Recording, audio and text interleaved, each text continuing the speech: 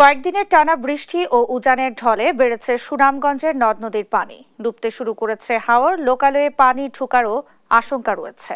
এ নিয়ে চিন্তিত হাওর ও নদী পাড়ের মানুষজন। বন্যা পরিস্থিতি সৃষ্টি হলে তা নিয়ন্ত্রণে জেলা প্রশাসন এখন থেকেই প্রস্তুতি নিচ্ছে।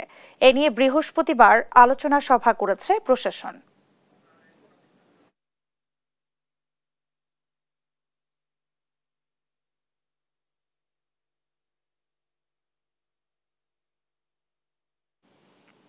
পাহাড়ি ঢলে জিঞ্জিরাম নদীর পানি বিপদসীমার উপরে প্রবাহিত হচ্ছে।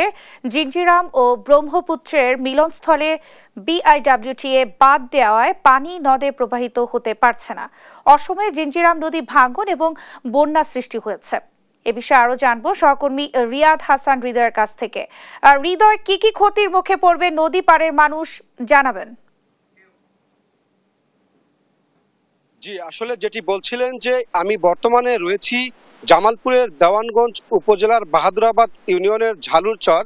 মূলত এই স্থানটি দিয়েই জিঞ্জিরাম নদী এবং ব্রহ্মপুত্র নদের সাথে এখানে একটি মিলনের স্থল রয়েছে। অর্থাৎ জিঞ্জিরাম নদীর পানি মূলত এই স্থানটিতে এসে, যদি আপনাদের দেখাই যে জিঞ্জিরাম নদীর পানি মূলত এই স্থানটিতে এসে নদীর বাম তীরে এবং ডান তীরে দুই দিক দিয়ে প্রবাহিত হয়। বিশেষ করে নদীর বাম তীরে রয়েছে দশানী নদী এবং নদীর ডান তীরে রয়েছে ব্রহ্মপুত্র নদ।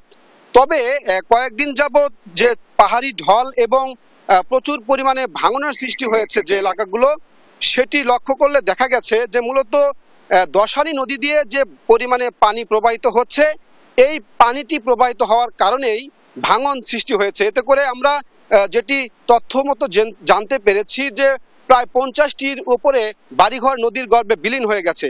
আমরা যদি আপনাদেরকে একটু বলি যে এই জামালপুরের বাহাদুরাবাদের যে স্থানটিতে ব্রহ্মপুত্র নদ রয়েছে, সেই ব্রহ্মপুত্র নদ অর্থাৎ জিঞ্জিরামের পানি যেখান দিয়ে ব্রহ্মপুত্র নদে পড়তো, সেই স্থানটিতে একটি বাঁধ দেওয়া হয়েছে। বিশেষ করে এই বাঁধটি দেওয়ার মূল কারণ হচ্ছে ব্রহ্মপুত্র নদ খননের কাজ চলছে। আর এই খননের কাজ চলা অবস্থায় এখানে একটি বাঁধ দেওয়ার কারণে পানি কিন্তু এখান দিয়ে প্রবাহিত হতে পারছে না। আর যার কারণে এই পানিটি মূলত শুধুমাত্র একটি নদী, সেটি যে দশানী নদী দিয়ে প্রবাহিত হচ্ছে, আর যার ফলেই কিন্তু এই প্রচুর পরিমাণে ভাঙন সৃষ্টি হয়েছে। অপরদিকে একটি নদী দিয়ে পানি প্রবাহিত হওয়ার কারণে দেখা গেছে যে মূলত বৃষ্টি এবং এই বন্যার যে পানি রয়েছে, সেই পানিটি কিন্তু দ্রুত সময়ের মধ্যে ভাটি অঞ্চলে চলে যেতে পারছে না। মূলত এই কারণেই উজানে যেমন বন্যার সৃষ্টি হয়েছে, অপর দিকে দেখা দিয়েছে তীব্র ভাঙন। তবে এলাকাবাসী যেটি বলছে, দ্রুত সময়ের মধ্যে যেন এই বাঁধটি তুলে দেওয়া হয়। এবং আমরা কথা বলেছি ইউনো মহোদয়ের সাথে, তিনি বলেছেন দ্রুত সময়ের মধ্যে বাঁধটি ভেঙে দেওয়ার ব্যবস্থা করবে। এ ছিল সর্বশেষ জামালপুরের দেওয়ানগঞ্জের বাহাদুরাবাদ থেকে সর্বশেষ খবর।